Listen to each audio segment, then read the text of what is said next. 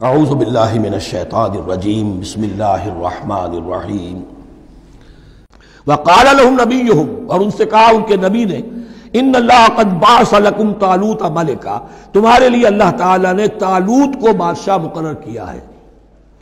ان کا نام تورات میں آیا ہے سول یا ساؤل، SAUL۔ اب یہ سمجھ میں نہیں آتا، ہو سکتا ہے کہ اصل نام ساؤل ہو، لیکن چونکہ وہ بہت قداور تھے، طول قداور، اس لیے ان کا ایک صفاتی نام ہو طالوت۔ قرآن مجید نے صفاتی نام لیا ہے کہ وہ بہت قداور تھے۔ قالوا انا یکون له الملک علینا، اب انہوں نے کہا کیسے ہو سکتا ہے کہ اسے بادشاہت ملے ہمارے اوپر، ونحن احق بالملک منہ، ہمیں زیادہ حق حاصل ہے اس کے مقابلے میں کہ ہمیں بادشاہی دی جائے۔ ولم یؤت سعۃ من المال، وہ تو مفلس ہے، اسے تو اللہ نے کوئی زیادہ دولت دی نہیں ہے، کیونکہ ان کے معیار تو یہی تھے، جو دولت مند ہے وہی صاحب عزت ہے۔ قال ان اللہ اصطفاہ علیکم، اب نبی نے کہا اب جو چاہو کہو، اللہ نے اس کو چن لیا ہے تم پر، یہ فیصلہ اب ہو چکا، اللہ کا فیصلہ ہے، ڈیوائن ججمنٹ ہے، ڈیوائن ڈیسیژن ہے، کین ناٹ بی ریووکڈ۔ وزادہ بسطۃ فی العلم والجسم، اور اسے کشادگی عطا کی ہے علم اور جسم دونوں چیزوں میں، قداور ہے، طاقتور ہے، اور اسی طریقے سے علم اور فہم دیا ہے۔ تم دولت دیکھتے ہو، اللہ نے چنا ہے ان دو چیزوں کی بنا پر، جسمانی طاقت، جسمانی قوت، اس دور میں ظاہر بات ہے اس کی بہت ضرورت تھی، اور دوسرے یہ کہ اسے علم دیا ہے، فہم دیا ہے، سمجھ دی ہے، دانش دی ہے۔ واللہ یؤتی ملکہ من یشاء، اور اللہ تعالیٰ جس کو چاہتا ہے اپنی بادشاہت دے دیتا ہے۔ واللہ واسع علیم، اللہ بہت سمائی والا ہے، واسع، اس کی وسعت جو ہے وہ عطا ہے، اور علیم، اور سب کچھ واسع علیم، جاننے والا ہے، یعنی وہ جس کو جو کچھ دیتا ہے بربنائے علم دیتا ہے، کون اس کا مستحق ہے۔ وقال لهم نبيهم ان آیۃ ملکہ ان یاتیکم التابوت فیہ سکینۃ من ربکم وبقیۃ مما ترک آل موسیٰ وآل ہارون تحملہ الملائکہ، اور ان سے کہا ان کے نبی نے کہ طالوت کی بادشاہت کی ایک نشانی یہ ہوگی کہ وہ صندوق جو تمہارے سے جاتا رہا چھن چکا ہے، جس میں سکینہ ہے، تمہارے لیے تسکین کا سامان ہے تمہارے رب کی طرف سے، اور بقیت مما ترک آل موسیٰ و آل ہارون، اور کچھ تبرکات ہیں جو آل موسیٰ اور آل ہارون کے اس صندوق میں رکھے ہوئے ہیں، تحملہ الملائکہ، وہ ملائکہ کی تحویل میں ہے۔ اب ان کی بادشاہی کی علامت کے طور پر وہ صندوق تمہارے پاس واپس آ جائے گا۔ اصل میں یہ تابوت سکینہ جو ہے، یہ ان کا ایک بڑا لکڑی کا صندوق ہے، اب بھی ہے، ان کا دعویٰ ہے کہ موجود ہے، اور مسجد اقصیٰ کے نیچے جو سرنگ ہے اس میں موجود ہے۔ بعض ذرائع سے فوٹو لے کر بھی انہوں نے ڈاکومنٹری فلم بھی ابھی دکھا دی ہے کہ موجود ہے۔ نبوکدنضر نے جب گرایا تھا 586 قبل مسیح میں، جو حضرت سلیمان کا بنایا ہوا ہیکل تھا، اس کے تہخانے میں وہ رہتا تھا، اور وہیں پر جو ربائی تھے وہاں موجود تھے، ربانیین، تو جب گرایا گیا ہے اس کو، ہیکل کو، تو اسی میں وہ دب گئے ہیں، لیکن وہ چاروں طرف سے جو بھی تہخانہ تھا بند ہو گیا ہوگا، اور وہاں پر ان کی لاشیں بھی ہیں اور تابوت سکینہ بھی ہے۔ لیکن ہوا یہ تھا کہ جب ان کے پڑوسی ملکوں نے انہیں شکستیں دی تو وہ تابوت سکینہ بھی چھین کر لے گئے۔ اب اس میں گویا کہ ان کے لیے بہت بڑی بات تھی کہ ان کے لیے کم سے کم ایک دل کی روحانی تسکین کا سامان تھا۔ ہمارے پاس حضرت موسیٰ کے تبرکات ہیں، عصائے موسیٰ اس میں ہے، رکھا ہوا ہے، اب بھی ہے۔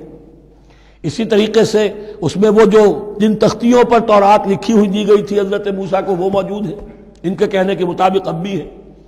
تو اس طریقے سے ان کے لیے تسکین ہوتی تھی، جیسے کہ مسلمان کو خانہ کعبہ کو دیکھ کر تسکین ہوتی ہے، تو فرمایا اس میں تمہارے لیے سکینت بھی ہے، اور تمہارے آل موسیٰ اور آل ہارون کے تبرکات بھی ہیں۔ تحملہ الملائکہ، اس وقت وہ ملائکہ کی تحویل میں ہوا یہ کہ جہاں وہ تابوت لے گئے ان کے دشمن، وہاں پلیگ آ گئی۔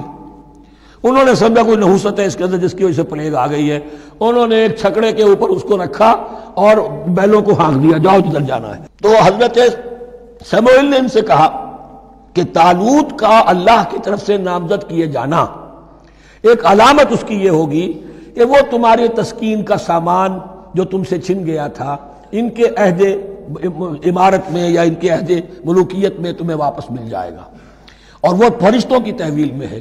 تو ایک روز وہ چھکڑا جو ہے وہ لیے ہوئے وہ تابوت ان کے ہاں پہنچ گیا۔ ان فی ذلک لآیۃ لکم ان کنتم مؤمنین، یقیناً اس میں تمہارے لیے نشانی ہے اگر تم ماننے والے ہو۔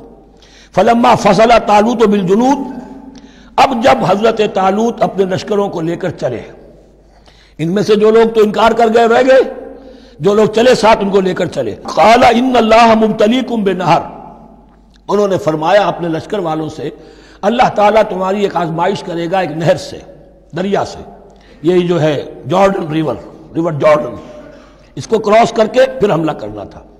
فمن شرب منہ فلیس منی، جو اس میں سے پیٹ بھر کر پانی پیے گا وہ مجھ میں سے نہیں ہے.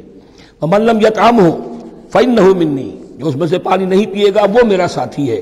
الا من اغترف غرفۃ بیدہ، سوائے اس کے کہ کوئی صرف اپنے چلو سے اور وہ کچھ وہ ایک گھونٹ لے لے. یہ اصل میں ہر کمانڈر کے لیے ضروری ہوتا ہے کہ کسی بھی بڑی جنگ سے پہلے اپنے ساتھیوں کا مورال دیکھے، ڈسپلن کی حالت دیکھے. تو جیسے حضور نے بھی غزوہ بدر سے قبل مشاورت کی تھی کہ مسلمانوں ایک لشکر آ رہا ہے جنوب سے کیل کانٹے سے لیس، اور ایک قافلہ آ رہا ہے شمال سے، اور اللہ نے ان دو میں سے ایک کا وعدہ کیا تمہیں ضرور ملے گا، بتاؤ کدھر چلے. اندازہ ہو گیا کچھ لوگ جو کمزوری دکھا رہے تھے انہوں نے کہا چلیں جی پہلے قافلہ لوٹ لیں، اور جو لوگ تھے باہمت انہوں نے کہا جو حضور آپ کی ارادہ جو آپ کا منشا ہو. تو یہاں بھی انہوں نے اس سے ٹیسٹ کیا ہے کہ آیا وہ میرے حکم کی پابندی کرتے ہیں یا نہیں کرتے. فشربوا منہ، تو ان سب نے بہتوں نے پیا اس میں سے خوب جی بھر کر. الا قلیلا منہم، سوائے ان میں سے بہت کم تعداد میں. فلما جاوزہ هو والذین آمنوا معہ، تو جب گزرے اس دریا کے پار اترے وہ اور وہ لوگ جو ان کے ساتھ ساتھیہ اہل ایمان رہ گئے تھے. یعنی پہلی سکریننگ پہلے ہو چکی تھی جو قتال ہی کے منکر ہو گئے تھے، اور اس کے بعد دوسری ہو گئی ہے کہ جو اس چھلنی میں سے نہیں نکل سکے، وہ پانی پی کر بے سدھ ہو گئے. یہ ایسا ہی ہے جیسے غزوہ احد میں حضور صلی اللہ علیہ وسلم کے ساتھ 1000 آدمی مدینے سے نکلے تھے اور پھر عین وقت پر 300 آدمی ساتھ چھوڑ کر چلے گئے. تو جب انہوں نے دریا پار کر لیا انہوں نے اور ان کے ساتھی اہل ایمان نے، قالوا لا طاقت لنا اليوم بجالوت وجنودہ، تو انہوں نے کہا کہ ہمارے اندر تو واقعتاً طاقت نہیں ہے کہ ہم جالوت کا اور اس کے لشکروں کا مقابلہ کر سکیں. یہ گولیت جس کو کہتے ہیں جالوت، یہ بڑا قوی ہیکل انسان تھا، اور اس کا جو زرہ بختر تھا وہ اتنا پورا جسم ڈھکا ہوا کہ سوائے آنکھ کے سوراخ کے اور کچھ نہیں تھا اس میں، جو نظر ہی نہیں آتا تھا. تو اس نے مبارزت کی اور کوئی بھی مقابلے پر نہیں آ رہا تھا. قال الذين يظنون انهم ملاقو الله كم من فئة قليلة غلبت فئة كثيرة باذن الله، تو کہا ان لوگوں نے جو یقین رکھتے تھے کہ اللہ سے ملاقات کرنی ہے کہ کئی مرتبہ ایسا ہوا ہے، کتنی مرتبہ ایسا ہوا ہے کہ چھوٹی جماعت غالب آ گئی ہے بڑی جماعت پر اللہ کے حکم سے. یعنی آگے بڑھو، ہمت کرو، اپنی جو ہے کم ہمتی کا ثبوت نہ دو، اللہ تعالیٰ کی نصرت سے اللہ کی مدد سے تمہیں فتح حاصل ہو جائے گی. واللہ مع الصابرین، اللہ تو صابروں کے ساتھ ہے. ولما برزوا لجالوت وجنودہ، تو جب وہ سامنے آئے جالوت اور اس کے لشکروں کے، برزا ظاہر ہو جانا، سامنے آمنے سامنے آ جانا. اب ادھر ان کا لشکر ہے طالوت علیہ السلام کا اور ادھر وہ جالوت کا لشکر ہے. قالوا، اب انہوں نے دعا کی، ربنا افرغ علینا صبرا، اے اللہ ہم پر صبر انڈھیل دے. یہ افرغ کا لفظ ہوتا ہے کسی برتن سے پانی اس طرح گرا دینا کسی کے اوپر کہ وہ برتن خالی ہو جائے، گھڑوں پانی ڈال دینا یا کچھ اور برتن میں سے. افرغ علینا صبرا، ہم پر صبر انڈھیل دے، صبر کی بارش فرما دے. ربنا افرغ علینا صبرا وثبت اقدامنا، اور ہمارے قدموں کو جما دے، وانصرنا علی القوم الکافرین، اور ہماری مدد فرما ان کافروں کے مقابلے میں. یہی دعا گویا کہ تلقین کی جا رہی ہے اہل ایمان کو کہ جب بدر کے موقع پر تمہارا مقابلہ ہوگا تو تمہیں یہ دعا کرنی چاہیے. صدق اللہ العظیم.